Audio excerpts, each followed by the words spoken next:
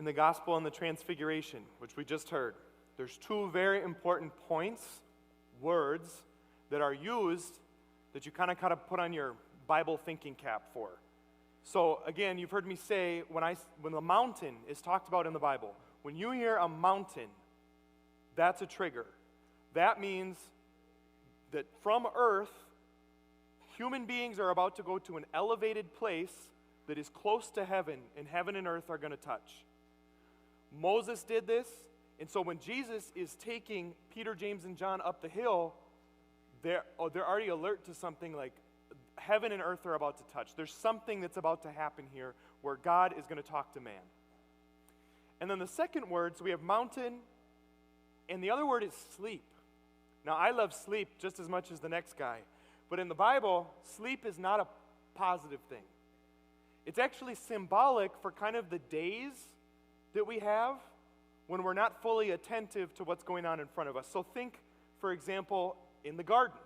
Jesus is suffering. He said, stay awake and pray. What do? Yeah, exactly. So sleep in the Bible is actually not a good thing, symbolically speaking. And so here you are, we're on this mountain, this godly experience, and there's this sleep that comes over them.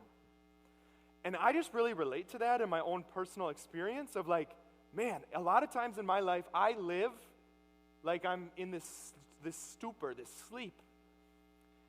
There's like this veil that's over my eyes. There's real stuff going on all around me, but I'm not totally aware of what's going on. Most of our life is spent behind this veil. But there are moments when we get glimpses on the other side. God breaks into our life and we start to see, oh my gosh, there's more than this. There's more than just what I'm seeing. Here are a couple examples. Have you ever seen a beautiful sunset or you've been to the Boundary Waters? You've seen the beauty and it's like, it takes your breath away. You're kind of like, there's something more than this. Someone orchestrated this. Whoever the artist was that put this together is pretty great. Or if you've ever had a loved one near death, man, the veil is thin. When you're in that moment with them, and they're going in and out of consciousness, and they're even, seeing loved ones who have already passed away, meaning they're kind of transitioning from this life to the next, the veil's thin. You're no longer in that stupor sleep of like, whatever, I'm living my life, whatever, man. No, you are awake. You are woken up. The veil is thin. Or even this couple recently, they've known each other for 10 years, and they just recently got engaged, so they're in marriage prep with me. And I asked him, like, how did you get engaged? And he's like, well, we've known each other for 10 years. We were on a hike. It was just the two of us. And then I was shaking in my boots, the guy said, to get down on my knee and ask her to marry me. And I'm like, why were you nervous? I'm like, you've known her for 10 years. And you already know she's going to say yes. Well, why? The veil's getting really thin there. The love of a married couple, the love that they're entering, there's something godly about it. It's beyond us. Of course we're going to tremble. Or if you've ever been to Guatemala, Father Tony will say this. If you've been in the room where Blessed Stanley Rother was martyred, he gave his life for God, the veil is thin in that room. When you go to the tile and celebrate Mass in the place where he said, I give my life for this, unbelievably powerful. And so there are moments in our life where it kind of breaks through. But if you're like me, 95% of the time, I'm on autopilot.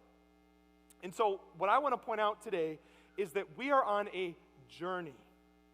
Sounds cliche, but no, we are on a journey. And in this journey, we kind of need wake-up calls.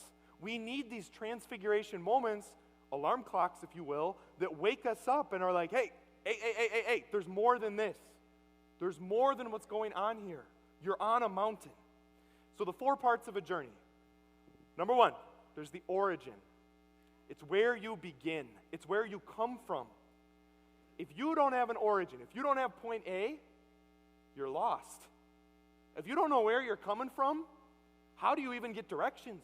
You go into the gas station or ask Siri. If she doesn't know where you are, good luck. You need the origin, point A. You also need point B, the destination. You need to know where you're going. I need to know what I'm typing in my GPS If you don't have a destination, man, you're just wandering, you know? There's no place you're trying to get to. You're just kind of aimlessly whatever-ing around. You need A and B, and then you need a path to get there. We need to know, how do you get from there to there? Even if you know where you're starting and where you're going, if you don't know the path, that's like the definition of being frustrated. Oh, how do I even do this, you know? And then finally, even if you have point A, point B, and the path to get from one to the other, you need a purpose. If you don't have a reason to do that, if you don't have a reason to run the marathon, to get to the finish line, we'll quit. I'll quit. And so these things we need to be reminded of. So where did we come from? What is our origin? A lot of times I feel as if, if you ask me, Father Ryan, where did you come from? I could give you this beautiful theological answer. Well, the Creator God one day in great love sought to... I could give you a beautiful answer.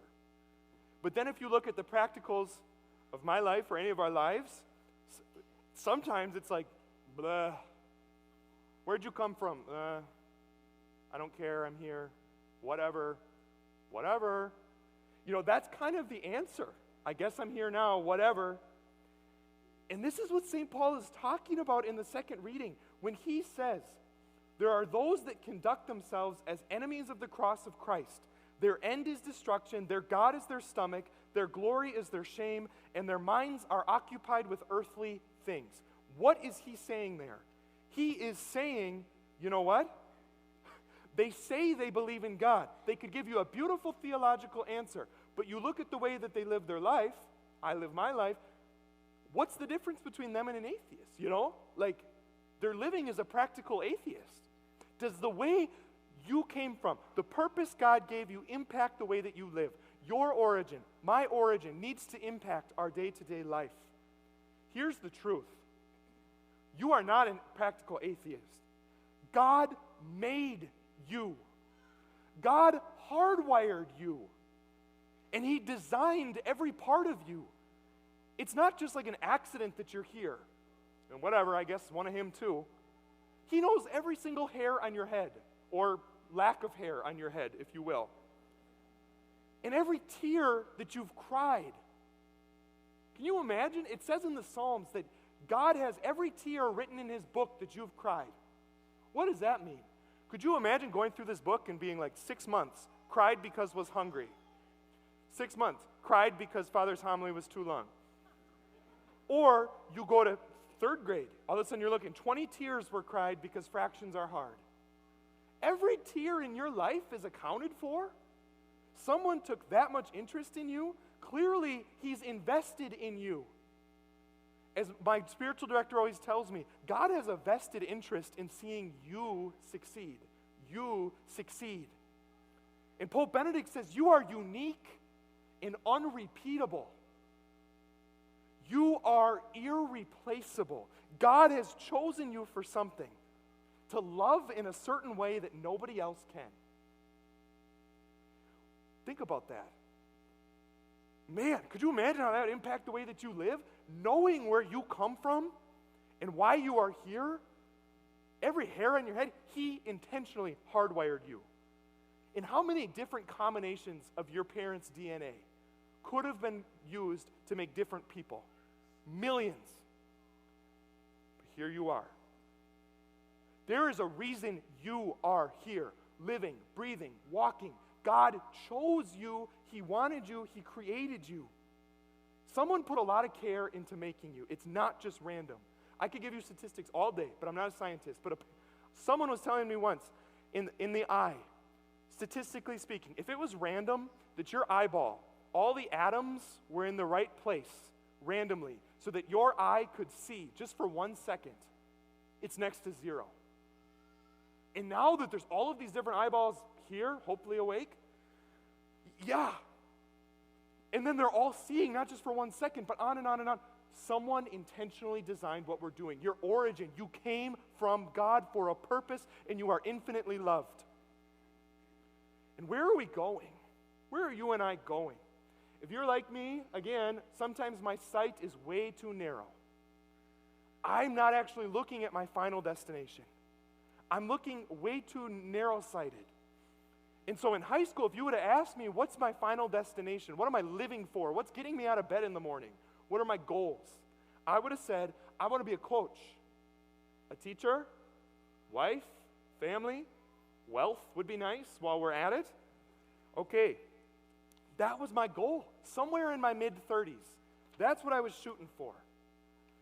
But the truth is, we all have these experiences in life where we get what we're looking for, we kind of meet these goals, and we say to ourselves, that was it? I had this experience on Christmas as a kid. I'd have all these things that I'd ask for, and I'd wake up, and I'd unwrap my gifts, and I'd play my video games, and I'd hit my drum set, and then I'd get to about noon, and I'd be like, this is it. You know, toys are great, but this is it. You can ask football players. Benjamin Watson, a couple decades ago, won the Super Bowl, got done, and he said, this is it? You get a sweaty trophy, a couple after parties, a parade, and the next week I go back to work? That was my goal, even looking as far as Justin Bieber, for those of you young people. This is like young people's Elvis, okay? Justin Bieber, he was literally the best musician for decades, in my opinion, but his ratings were really good, top of the charts, very gifted. Everybody wanted him in movies, everybody wanted him in this. He had all the money, anybody wanted him, and everybody wanted to be his friend. And he got to a point where he said, what's it all worth if I'm completely miserable inside? What is all of this worth? Those things, Justin Bieber, the Super Bowl, Christmas gifts, not bad things. But if that's our final destination, if that's what's in our GPS, is what we want to achieve at all costs, not a stop along the way, but your final destination, you're setting yourself up. I'm setting myself up for failure. Where are we going? Beyond the veil. This isn't it. I don't know if you've ever watched those near-death experiences. You don't have to believe them. It's not Catholic dogma. But I find it fascinating. These people who have been clinically dead for, some up to 30 minutes even, clinically dead, pronounced dead, they're resuscitated, they come back to life. And they've had atheist scientists interview them. So it's not like, me and Father Tony are like, okay, must have been Jesus, must have been Jesus. Atheist scientists, objective. They're not trying to see any sort of spiritual things into this. And they have noticed trends in these people of what happens after they die. They have said, when I passed away, I entered into a place like I have never experienced before. One of them said this is unbelievable. On earth, we just have these 5 weak senses. And I'm like, what does that mean? I can't even come up in my imagination with something other than seeing, hearing, tasting, whatever. But in heaven, it's like you're experiencing reality so much more real. A lot of them comment, they're like, it's almost like I look back at my life on earth and it was like I was dreaming while I was on earth. This is so much more real. It's like that was in black and white and this is in color in 3D. It's so much more real. And all of them, they ask, every single one of them in this study, they said, did you want to come back? And they say no. They're like, well, didn't you miss your family? Well, of course. But this new place was so unbelievably amazing that I didn't want to come back. I wanted them to come and join me there, actually. My brothers and sisters, that's B. You are made in love for a purpose, for that. You and I are made to go home. And in 100 years, except for maybe a couple of the infants, we're going to be joining them. We are going to walk that road. That is the final destination. That's where we're going. And this is what Chris Tomlin says in his song. This world is not what it was meant to be. Pain and suffering. But there's a better place waiting for me in heaven, where every tear will be wiped away, every sorrow and sin erased, every chain will be broken, every fear is gone. Blinded eyes will finally see, and the dead will rise on the shores of eternity. The trumpets will sound, the angels will sing, you are going home. Let's not put our sights too narrow. Let's not live for our mid-30s. or live for, whatever. Those are great things along the way, but our final destination is that kingdom, is home. And how do we get there? You've heard me say, from A to B, heaven is more of a person than it is a place. The reason why heaven is awesome is not because of who's there. I'm sorry. The reason why heaven is heavenly is because of who is there. And so, for a long time in my life, the path that I would walk, or that I thought I had to walk, is I would look up to heaven and I would say to God, okay, tell me what to do and I'll do it. Let me know. I'll do it. Which is actually a good prayer. But it needs to go deeper than that. What I realize is what I'm actually saying when I say, hey, let me know what I need to do and I'll do it. What I was actually telling God was, I'll come back when I'm perfect. I'll come back when I fixed myself. I'll come back when I've done it. No. What's beautiful and what's a place of recollection is life is not a speedboat that I'm driving. Life is a sailboat, and the wind drives it. Now, of course, if you've sailed before, you need to be in the right angle. You need to work with the wind. You need to be able to know how to drive the ship, but the wind is what powers it. Jesus is driving. The Holy Spirit, the wind. And so the moment that you and I say to God, all right, I'll take it from here, that's the moment that we've left the path. The path, Jesus says, I'm the way, the truth, and the life. Through him, with him, and in him to go to heaven. Nobody comes to the Father except through me. So the moment that we say, all right, I'm going to step over here, you stay over there, I'm going to figure it out. We've left the path. We've left the path from point A to point B, from being infinitely loved at our origin to going to our destination, which is that beautiful kingdom. And then finally, why are you doing this? Why are we doing any of this? Why do you come every Sunday? Because this is where true happiness is found. This is where you actually can find fulfillment, where you can be completely understood, completely peaceful, joyful, satisfied. In the end, loved. You can invest in any other thing in your life, and me too, and it's not going to give you the absolute satisfaction that you want. This world points towards the next. Why are you doing this? For complete happiness. Blessed are you. Truly happy are you when you follow the way, the truth, and the life from A to B. And so my brothers and sisters, if you're feeling like you're in that kind of sleep, that disciples nodding off, here we are. Here's a little alarm clock. Let's enter in. Let's look beyond the veil. There's more than this. Jesus made you for a purpose, and there is a place he needs you to be. Let's enter into that, and let's ask his help today as we receive him in Holy Communion.